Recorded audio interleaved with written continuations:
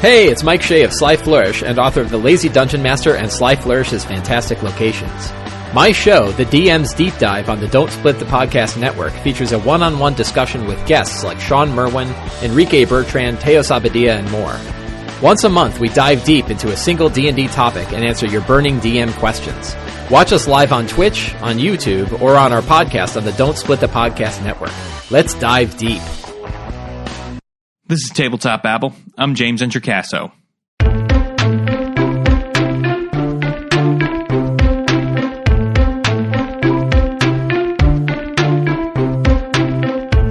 Today on the show, I'm talking with Will Jones of Encounter Roleplay. Encounter Roleplay is one of the greatest D&D live streams out there, and Will makes his living as a full-time Dungeons & Dragons streamer slash designer slash podcaster. He does a lot of stuff, as you will hear. He works very, very hard at it because D&D is this person's passion. Will is incredible, so let's get to my interview with him. Okay, everybody, now I am here with Will Jones of Encounter Roleplay. Will, welcome to Tabletop Babble. It is awesome to have you here. For people who don't know, who are you and what do you do in the world of tabletop role-playing games? Thank you. Yes, it's lovely to be here. Well, my name is Will. I run Encounter Roleplay. So we do Twitch live streams, podcasts. We are partnered with Wizards of the Coast, so we produce live streams for them as well. And we run a website and produce some Kickstarter campaigns as well. So a little bit of everything and a lot of Twitch live streams and podcasts.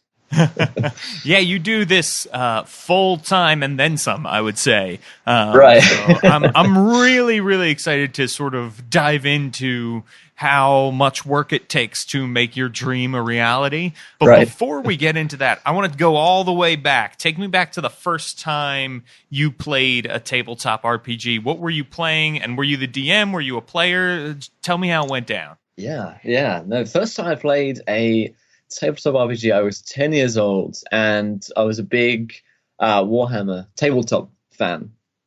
And me and my dad used to play that, and I stumbled across a book which was Warhammer Fantasy Role-Playing 2nd edition.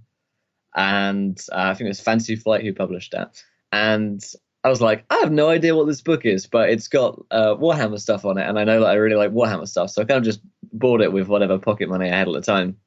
And took it back and started reading through it. And I was like, wow, this stuff is really cool.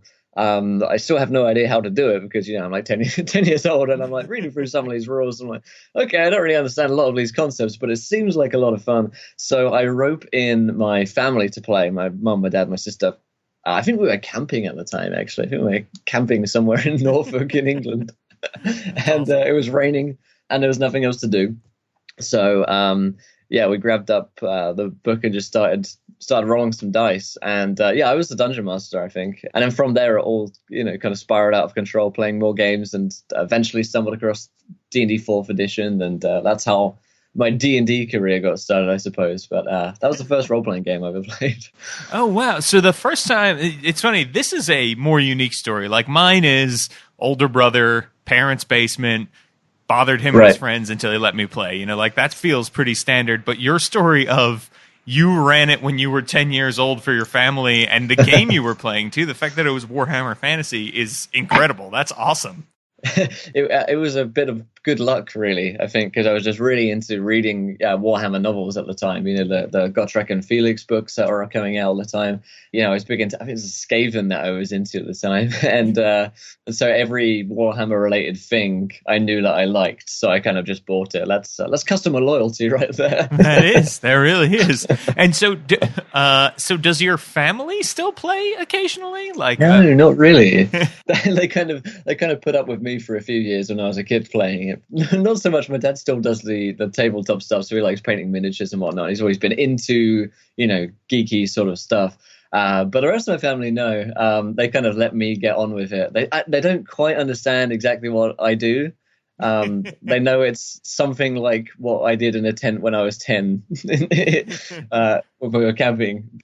the exact specifics of, they kind of just let me get on with it, I'm familiar with that feeling of people not really understanding. So let's talk a little bit about that. Obviously, you're playing a lot of role-playing games. How did you decide to make the leap into doing this full time, or were you just one day were you like, I guess this is my job now? Like, how did all of that come about? How did you start professionally doing this? Yeah, a little bit of column A, a little bit of column B, as they say. I was 19, yeah, it's been 19, probably coming on to 20, and I was in college, so I was studying college in my second year, and I had been doing this live streaming thing, like, started off at one night a week, and then it's become by the point that it was at like 5 nights a week, and I was streaming pretty much every day, and because I was streaming so late, and I would also be talking to my girlfriend who's in the US, so we had a time difference, I would end up, going to bed at like 8 or 9 a.m. And of course, all my classes started at like, 9 or 10 a.m. So I'd inevitably end up missing a ton of classes. And I was like, man, I'm really enjoying this, this Twitch thing. And it came to a point where I was streaming so much and I was enjoying it so much, that it basically absorbed my, my life was this, really. And so I was like, well, hey, 1 month looking at a spreadsheet. Hey, this is, my monthly income. This is my rent and my food and a little bit to put away. And I am really not enjoying what I was doing, at college. So I pretty much made the choice one day as I realized that it was a job to make it official. And the next day walked into uni and said, I'm done. And the next day just started up, I think I doubled the amount of live streams I did the next day. So, it was strange, but, it kind of worked out. I kind of realized that it was what I wanted to do. I don't know, I felt like I was meant to be doing it. So, I did. And from there, it's been coming up to 2 years now, full time. So feeling good about that. Yeah, congratulations. That is huge. Thanks. And it's been huge to be part of the community and get to watch your star rise and everything, because certainly every streamer I know works very, very hard. But I, like you, I think even work harder than that. You know what I mean? Like, I see you putting in a lot of hours into these things, and I think people will probably find that you do a lot more than just stream, which in and of itself is many hours of work. So let's talk a little bit about how do you do this full time? Like, how does it all work? What are you doing? What's your day-to-day kind of like? Well, it's a lot less probably glamorous and sexy as it might seem, despite being a D&D sex icon. Yeah, it's... I imagine that bar is pretty low. Right. Wake up. I guess walk through my daily routine. Wake up, check emails, do emails for 2 or 3 hours, which is my least favorite part of the day. I hate doing emails. Really good at procrastinating and doing emails. You have like 3 hours of email to do every day? That is insane. Yeah, there's a lot of mail work to do. And included in that would be like organizing cast and crew, making sure that we're on the same timetable, making sure that we've got our next game planned, messaging sponsors, messaging folks who want to join in games and stuff like that. Social media as well is another big one. Probably spend a couple hours a day on social media, sending out tweets and replying to tweets and messages and whatnot. So that's a big part of it. And then, game prep. So a good part of the day would be just writing the shows that I have for the week. It's a pretty minimalistic style of prep. I follow Mike Shea's, lazy DM sort of rules there because I just don't have a whole lot of time. But Mike is very helpful with that. And then, it comes to the streaming is the last part of the day, really, where I do, 6.5 hours a day of live streams. Mm-hmm. And then maybe after that, we record some podcasts. Maybe after that, I edit a YouTube video. And then, it's like a 12-hour day on a good one. 14 hours on a regular kind of grindy day. From wake up and work to, I'm actually in bed and not working anymore. Right. And it's what is it, 5 days a week that you're doing this usually? I tell myself 5 days a week, right? I'm like, I get 2 days off. But I've actually, I actually work on the 6th and sometimes the 7th day as well. I just take it a little easier. So, do a couple of emails, maybe record a podcast. That's kind of, chill. Do a bit of prep, maybe. Sure. Yeah, a light email day, maybe just a an hour light and smattering. a half, right? That's right. Yeah. Wow, that is so. You do, as I suspected, work extremely, extremely hard at what you're doing, and it shows. I mean, I think the quality of the stuff you're putting out is just incredible. Just really amazing and entertaining stuff. You also have so many shows in your rotation. Let's talk a little bit about that. Like, what are sort of right now, what is in your rotation that you are doing, and how do you sort of keep track of all of these different stories that you're doing? Yeah. So at the moment we do, I think it's 8 games a week on the live stream. Might be 10 actually. Let's call it 8. 8 games a week on the live stream, 2 a day, each lasting 3 hours. And we run plenty of D&D in there. I don't DM all of them. I've got plenty of DMs who jump in and kindly DM for me. So I end up playing, which makes it a lot easier on my mental fortitude, I suppose, to hold all of these ideas in one a place. Because when I'm DMing, there's 20 different threads that you've got going. When you're playing, you kind of just got the 1 or 2 that you need to worry about immediately. So I probably DM 2 or 3 of those out of the 8. One of them's a Call of Cthulhu game as well, which I really love doing. And actually, at this point that we're recording this, I'm coming to the end of this season, and we're starting a new season the 1st of January 2018. So I'm actually scheduling a bunch of the shows that are coming up at the moment that are in my mind as well. But aside from the 8 live stream games, we do 2 podcasts.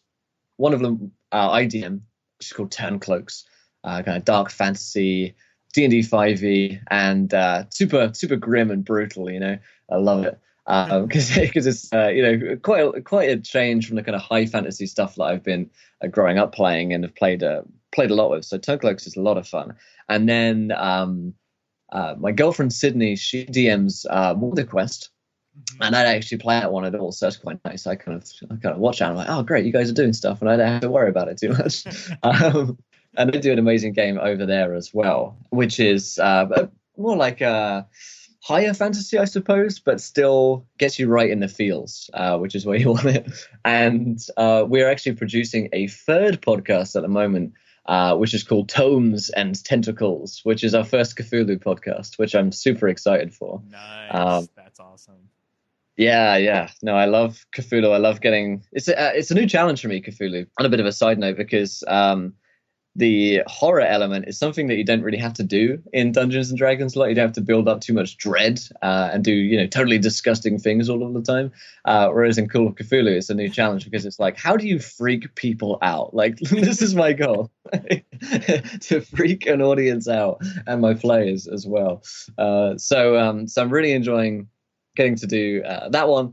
And on top of that, there's, I edit videos for the YouTube channel as well. So doing a series on there at the moment called Purge the Wiki, which we go onto the D&D Wiki and we find some, abomination which is on there and just have a good laugh at it, basically, to see what creation there is. I love that series. So good, because there are so many abominations on D&D Wiki. I know, they're everywhere. Yeah, like the plague. I think that is one of the most dangerous sites for D&D on the internet is D&D Wiki. So I love it. Great job. Thank you. Yeah, so that's I believe the current roster of shows that we're doing, and that keeps me pretty busy. Nice. And then you are also doing stuff for the Wizards of the Coast channel. Right. Yes. Yeah. Currently producing a series which actually going out to its finale, but we got a 2nd season in the new year. Called Learn by Play, which is a new format of show which we came up with. We had done a lot of roundtable shows on my channel. You get 3 DMs or 4 DMs and sit down and we all chat about some topics, do a Q&A, that kind of thing. And I was finding that I was just really saying the same things over and over again. And I was kind of burning out on talking about D&D outside of playing D&D, right? When your life is just D&D, the last thing I really want to do is sit down and talk about it anymore. So it's like, I need to find some different format that, keeps me excited and keeps me interested and, helps people a little bit more. I found with the roundtable format, what I was doing was telling people how, but I couldn't show them how. And a big part for me as a learner that I found, I always go and watch a YouTube video to learn something so I can watch someone do it rather than tell me how to do it. So I wanted to bring that kind of format and principle to a show format. So went to Wizard of the Coast and said, I got this idea for a show in which we do actual play stuff. And then me as a dungeon master takes moments aside from the game to talk about what I've done, what I'm about to do, and why. So I could sort of add in that element of roundtable discussion and an element of actual play as well. So I could say, hey, I'm about to create this encounter. When you're creating an encounter, you want to do X, Y, and Z, and show them, how to do that. And then say, okay, in this example that we're about to play, this is what's going to happen. And then show them live on the stream. And the results have been really, really good. People have been saying that it's been super helpful to be able to, visualize and see exactly what's happening, and for the example to be played out, live before their eyes as well. So really happy with how that show's been going. We did it in Tomb of Annihilation, which was, of course, really fun because Tomb of Annihilation is just such a great module to play with and to experience for the first time. Especially on the Wizard of the Coast stream where, it's kind of awesome for us because we started off as 4 friends from Essex who just started, streaming in our rooms at college. And now we're, on the Wizard of the Coast stream and we're playing the games as well. So it's kind of like, wow, we're rock stars now. So we get a great deal of enjoyment personally from doing the stream, as well as the, the benefits of, helping people to learn Dungeons and Dragons as well. It really is a fun way to teach people. And I think one of the benefits of Tomb of Annihilation is you can see how brutal D&D can be if you want it to. Right. But you also, I think it's a great platform for you all to sort of teach the varying degrees and how different D&D can be at every table, right? Like you said, the difference between your game and Sydney's game is as far as sort of like the amount of magic and everything like that, and it is very interesting. So, you've got your channel is just such a amazing sort of sequence of how you can tell stories with the same rule set or with different rule set right, at the yeah. table. It's great. I love it. Thanks. Yeah. That's absolutely the goal. At Encounter Roleplay, the customer are all very much of the opinion where you can tell. Yeah, you don't need a dice, you don't need a rule set to tell a story. You just need a storyteller and a bunch of people willing to sit down and tell stories of one another, basically. So yeah, we enjoy the sandbox that is Dungeons and Dragons, but it's just so much you can do with it. I don't feel like there's a lot of different topics that I'd like to explore in Dungeons and Dragons that I'm only just starting to now, which is kind of interesting to me.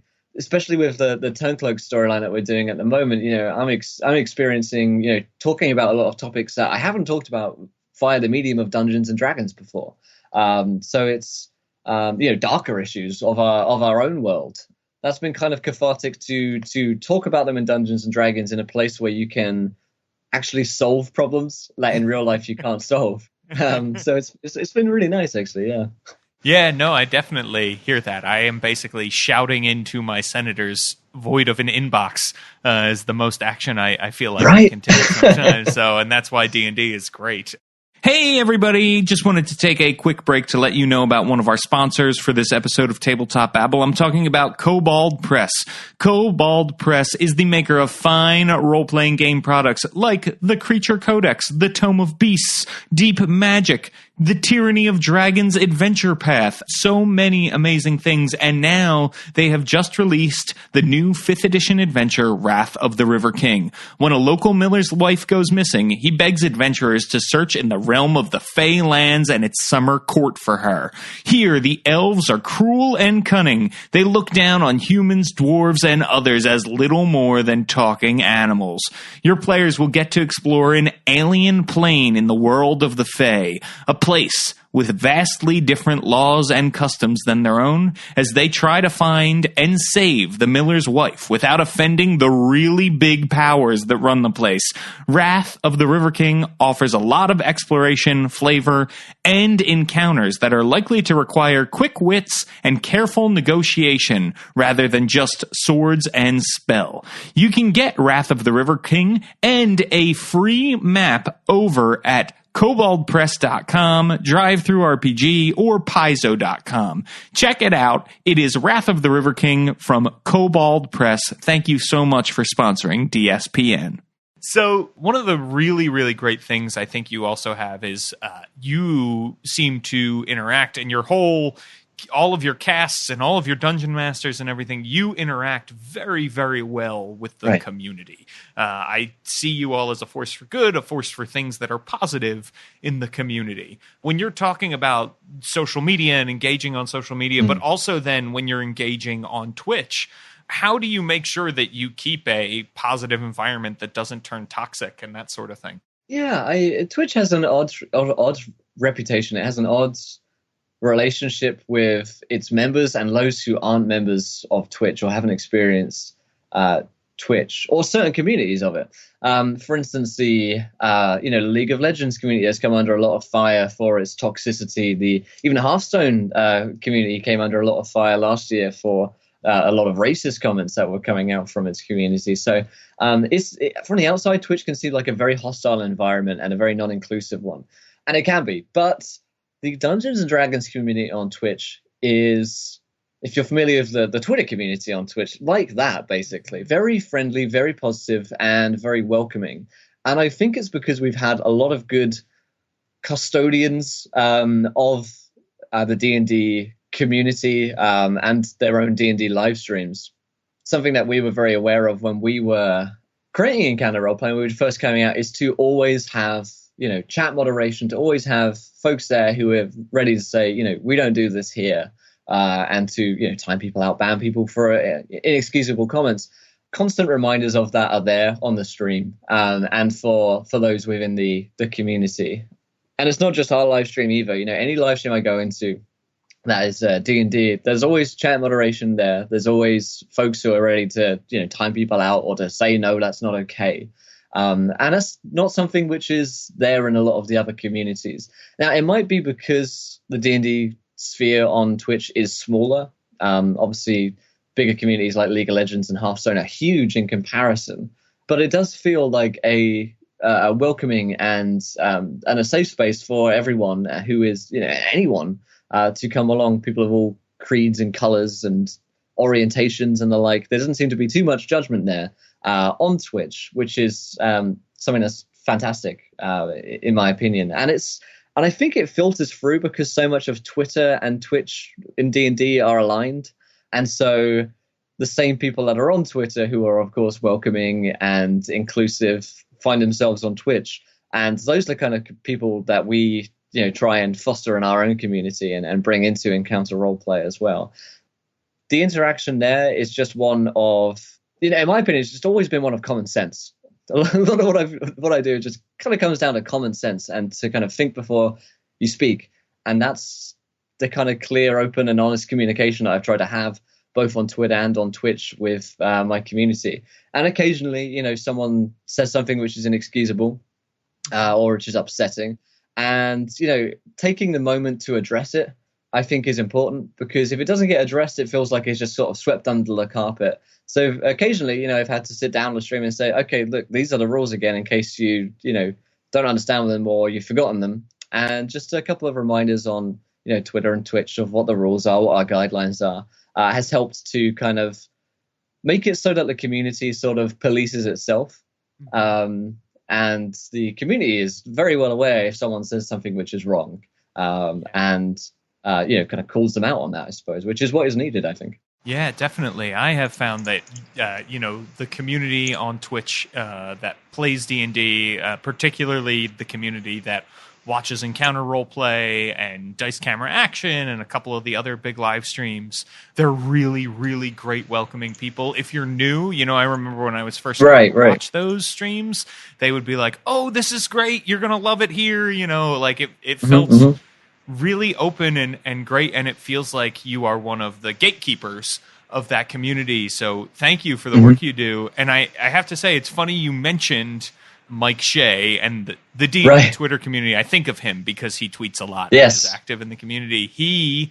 When you were on the rise a couple years back, he was like, you have to check out this Encounter Roleplay channel. Like we got to get into Twitch. This is going to be amazing. Like this guy, Will, he really knows his stuff. And so it's interesting to see his sort of advice about being a lazy dungeon master informing you, and then I know you had him on your show and everything. So it's really cool. It's a cool thing with the community. We're all inspiring and inspired by one another, and that's I found the best way to keep myself creative is to surround myself with clever people who are also very creative as well. And so I can think I can think of 10 different people who have inspired me or led me to a new conclusion about something or widened my horizons on something, because basically I started this thing as a kid who was 18, streaming from my college room and hadn't really seen much of the world, but it's a great way to meet so many different people who are all very welcoming. So that's awesome. Yeah, it really, really is. So, it is awesome to be able to talk to you about this. The other thing that I want to talk to you about is I've referenced you in a couple of conversations lately because people have been telling me that they want to learn Roll20, but it seems intimidating, or they want to play a game on Roll20, but it seems like it takes too much prep. And I tell them to check you out because you don't need to, Roll20 can do a lot of things. But when you play on Roll20, you don't need to use all of the things it can do to play. You just need whatever you need to play D&D. So if all you wanted to do is roll dice for you, there it is, right? That's very true. I mean, I actually really came to a realization about this a few weeks ago when I started learning Fantasy Grounds. Because I actually remember now, I do another show, Save All Dice, every Wednesday with WebDM show, Nerdarchy, and Taking 20, a bunch of D&D YouTubers. And they're like, okay, so one of our sponsors is Fantasy Grounds. So, you've got to learn a bit of Fantasy Grounds. And Fantasy Grounds is even more complex to me from the outset than Roll20. The learning curve seemed even steeper. And I was like, okay, God, I've learned Roll20 and what I need from that, but now I've got to learn this Fantasy Grounds thing. So I started getting really, deep into it and trying to understand some of the complex things that you can do with Fantasy Grounds. And I kind of worked myself up about, needing to know loads of stuff. And I did a bunch of prep and a bunch of work on it. And then we actually got to the game table and we started playing the session. I forgot everything about that. It just went out of my mind because it was like stress learned and hadn't really gone into my mind properly.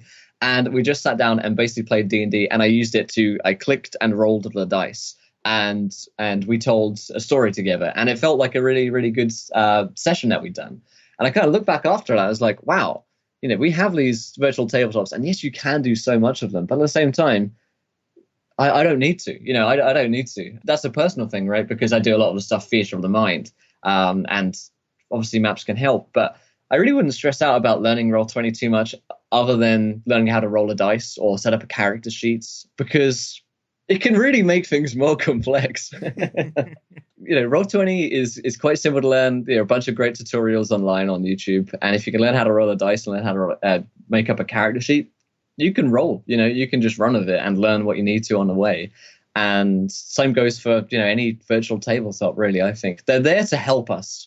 And at the point where the virtual tabletop is getting in your way, that's when I stopped using it, I think.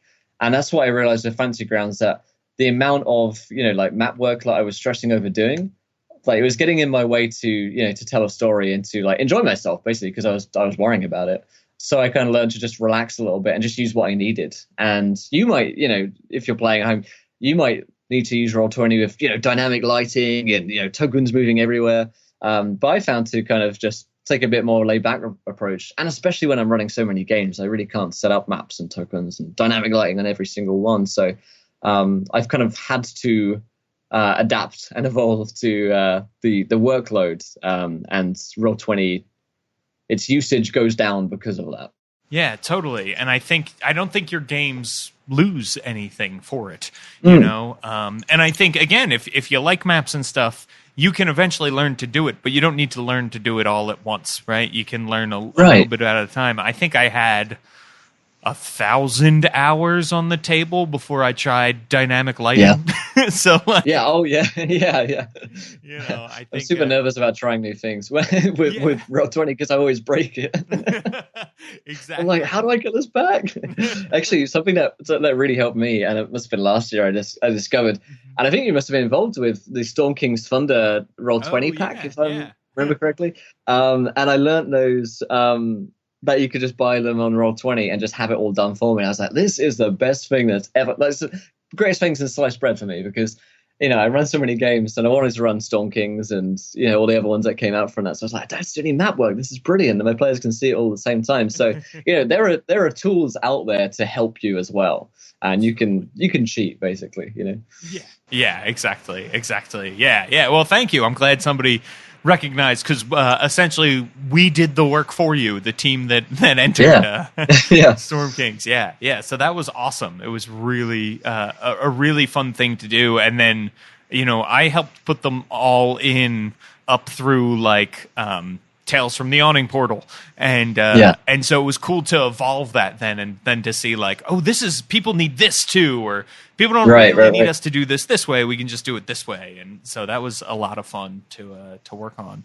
So, and speaking of which, we've talked about you. You're a podcaster and you're a streamer, but you're also a game designer, which, like, to me is just mind-boggling that you've got these, 12-hour days streaming, podcasting, whatever, and then you're also making game supplements. So how did that come about? How'd you start doing that? I have like brain on syndrome like all the time. I can't like sleep, right? Because my mind is on D&D, my mind's on an idea or something like that, and I get fixated, so I have to write it down.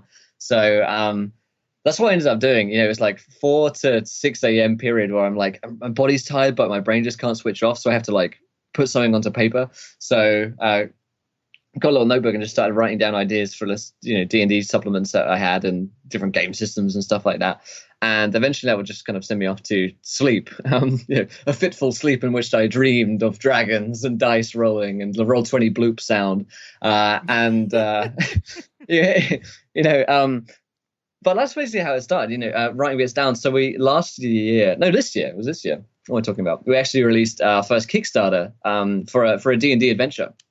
And, it was orcs and pirates and ships called The Breath of Gore. And it went down really well. And it kind of ended up just finding some spare time to do, the writing for it. I had another writer with me as well. And that's the great thing about the team, is that we have so many different creative people who want to help out and want to help with every project that we have. So I come to the team and I say, guys, I'm writing this thing, but I found I don't have enough time to like finish all the loose ends. Like I need to dot the I's and cross the T's and, make the stat blocks and stuff like that. And folks are like, well, I love making creature stat blocks, let me do it. And so of course, like, excellent, great stuff, So a lot of the workload is shared of Encounter Roleplay. So it's not, I can't take by any means at all any full credit for that, because there's a fantastic team who helped me out.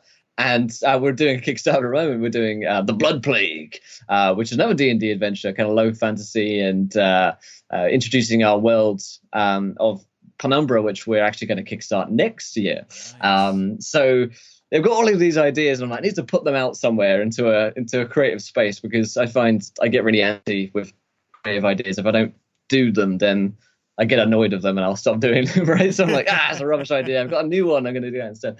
So that's basically how it came about. We've got a fantastic team who are helping putting us together. Another one of the lead writers on The Blood Plague at the moment is a man named Jonathan Fry. And Don, he creates this amazing webcomic called I, Necromancer on Encounter Roleplay. And so he loves dark fantasy. I love dark fantasy. I was like, Don, you love writing this stuff. He's written a few modules in the past. How would you feel about helping me out with The Blood Plague? And so that's basically how that happened. He was like, hell yeah, I love this idea. I love dark fantasy. And we just started kind of mashing ideas together and creating it. So it's a combination of sleep deprived, frantic scribbling and just having great people there who are willing to help me make ideas become real. That's just incredible. And it's great to have a group like that you can kick a lot of creative ideas around with. That helps. Yeah, it definitely does. It definitely does. So I'm sure there are a lot of people out there who, despite your crazy schedule and how hard you work, are saying, wow, I want to be Will for a living. How do I become Will? What sort of advice would you give to people who are interested in doing what you do for a living? I get that question quite a lot. And in the past, I kind of said, just like work hard and, stuff happens, which is kind of how I found myself doing it. I actually sat down with Grant Ellis, who's writes a bunch of modules. He's also part of Encounter Roleplay and very involved in the D&D community on Twitter. And Grant was saying, basically what you do is, or what you have done, Will, is just made a series of common sense business decisions. You don't spend more than you have. You don't, just fritter away money on projects that don't work. You cancel projects when they don't work, and you innovate. And as my ego was being blasted sky high by these words of praise by Grant, it kind of made sense to me. Basically everything that I've done kind of just was common sense. I looked at streams, I learned how they worked, and how people made money from streams and how people made a career doing Twitch. And that is basically always be streaming, ABC, always be casting, always have a consistent schedule, make sure you've got interesting people on your stream. There's kind of things that if you were to think about it from a business perspective, just kind of makes sense, just do things well and do them a lot. And that was the basic principle of Twitch. And that would be my general advice to folks looking to start this. If you're doing it on Twitch, you're doing it on YouTube, learn the platform, learn how people are successful on Twitch or on YouTube, because it's the same everywhere. Like, it doesn't matter if I was streaming Hearthstone, if I was streaming Dungeons and Dragons, the basic principles are there. Consistent schedule, always be streaming, use social media, interact with your audience, be interesting, be exciting. And that's the kind of basic stuff that you get there on Twitch. And that's kind of just what we did. And if you were looking to do this, then you have to be aware as well that streams don't really become anywhere near profitable until the 1 year mark, so you're going to be working as though it were a full-time job for about a year before you're getting anywhere. And even then, that's no guarantee, because there are people who've been doing this for 3-5 years and they aren't where they want to be. So there is a certain amount of luck involved in it, I think, and there needs to be a clear vision for what the stream is and why it's there. That's always a question I ask myself, actually, is when I see a live stream, it's like, why does this stream exist? Which is a little existential, I suppose. But, is this stream here to, teach me Dungeons and Dragons? Is this stream here to be, have a super interactive element to it, which is why Encounter Roleplay was. Is this stream here to be super inclusive of all people? And that's the main kind of like thrust of this stream. And just having a clear sort of idea and vision of what your company or what your stream would look like is the best way to do it, I think. Because you can really tell when someone knows exactly what they want from something rather than that they just want it. And that's something I've learned with a lot of streamers that I've seen. I know that people want to be, big Twitch streamers, or they want to be, internet famous or whatever. But exactly why they want that or how they're going to get there is a completely different thing. So, clear vision and just, make decisions that make sense. Don't just quit your job and the next day start a Twitch live stream, right? So, it's a tough one to understand because, I haven't run a, business before. This is my first business, my first job ever. So I'm kind of, looking back on this 2 years later and thinking like, I wonder how I would have done things differently. And that's still a question which, melts my brain occasionally when I try and figure out, like, if I were to do this again, how would I do it? And a certain amount of good luck and those sort of basic principles, I think, are what best ensures you a good chance. Mm-hmm. And that's what Twitch is about, maximizing your chances, because there's no guarantees. It's the internet. You could completely fail. You know, that's the scary thing about it. Yeah. You never know. The internet could decide tomorrow it hates D&D streamers, and all of a sudden, Right? Yeah. Yeah. I don't think that will be the case, and I certainly don't wish it on us. No. So. Well, this has been an awesome chat, and it is really inspiring to hear how hard you work and how you're chasing your dreams. Before we go, I have one more question to ask you before we get to where people can find you on the internet, which is, have you ever played Shadow of the Demon Lord? Have I ever played Shadow of the Demon? No, I haven't. I actually have it, but I've never played it. It is just when you were talking about sort of dark fantasy and Tancloaks. Yeah. And I just played in a game, and I have a friend who's getting ready to run a game, and so it's been on my brain a lot. I think you would love it. I think you would really love it. It's by Rob Schwalb, who worked on 5th edition and 4th edition and 3rd edition and all kinds of stuff. But he broke off, and it's. I don't know. It's a fun, disgusting, quick fantasy role-playing game. So yeah, check it out. Love the sound of that. Yeah, it's been recommended to me. It's been on my to play list. So maybe we'll see a live stream of that popping up next year. Yeah, could be fun. So, and you're supposed to. You don't have to play it this way, but there's only sort of 10 levels of play, and you level the characters up at the end of every session. So it's supposed to be done quickly, Gotcha. Which is cool. Yeah. Interesting. Well, Will, thank you so much for joining me today. Where can people find you on the internet? Well, you can find me on Twitch, twitch.tv/Encounter Roleplay. My Twitter handle is @EncounterRP, and you can pretty much find everything else from there. The Kickstarter is called The Blood Plague, although I guess that's time relevant, so if you're listening to this in a year, it's gone. But Encounter RP on Twitter is the best way to find out everything that we're doing. There's Turncloaks on iTunes, there's Wonder Quest on iTunes, soon there'll be Tomes and Tentacles on iTunes as well, but Twitter's the best way to find everything that's going on, as well as the website as well, encounterroleplay.com. Where you can find us for all sorts of shenanigans that we'll be getting up to in the new year. So, I hope to see you there. And if you do come over from here, let me know and say, hey, I'm from Tabletop Babble. You should tell that James guy that he's awesome. And I'm like, all right, I will. Yes, yeah. Well, thank you for this opportunity, my friend. It's been awesome. It's actually been a show that I've been meaning to talk on, I suppose, or to talk to you about for a while. So getting an invitation has been absolutely awesome, and it's like a hall of fame now. The amount of people that have been on this show, it's awesome. Well, I've been meaning to have you on for a long time as well. So it was when we sort of left the Tome Show and started this thing. I was like, man, I really have to have Will on here. So I'm glad that we are doing it finally. So this is awesome, and please come back. Like, I'd love to have you to come back sometime. Maybe we can talk about some edition stuff or whatever. So sounds good. Yeah. Thank you so much. Thank you, my friend. Thank you. That was an awesome interview. Will is a great person. Be sure to check out everything he does and the entire crew of Encounter Roleplay. Awesome stuff going on there.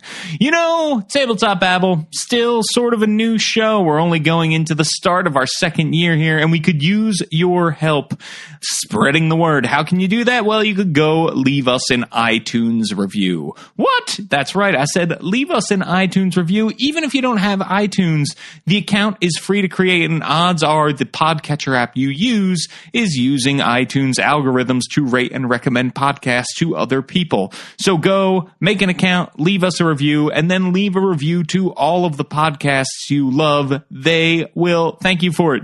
And as a bonus, I read one new 5-star review verbatim and credit the person who left it. You can make me say anything you want. Like today's 5-star reviewer, I'm talking about Locanius.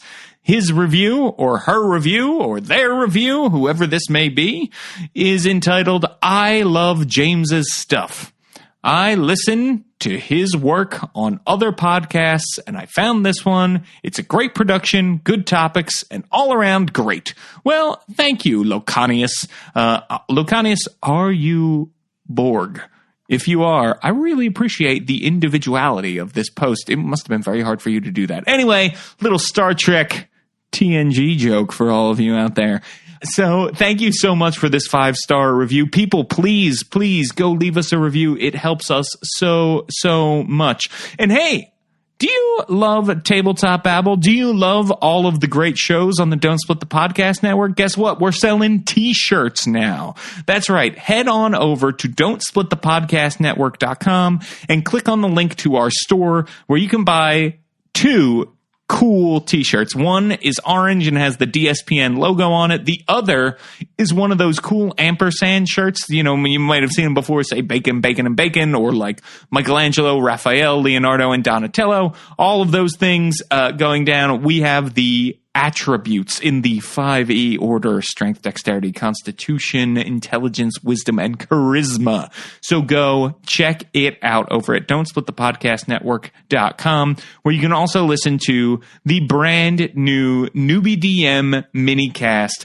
It's 10-minute or less episodes where Enrique Bertrand, the Newbie DM, brings on a celebrity guest DM and talks about a listener question. They answer, they give advice. It goes right to your brain. The first 2 celebrity guest DMs are, of course, Rudy Basso and myself, because we are so celebrated. Anyway, check it out. It is amazing. It was really fun to be on there. So the first episode, like I said, 10 minutes, boom, will blow your mind and teach you how to deal with distracted players at the table. All right, people, you can check out everything I am doing over at worldbuilderblog.me, and you can follow me on Twitter at James Introcaso.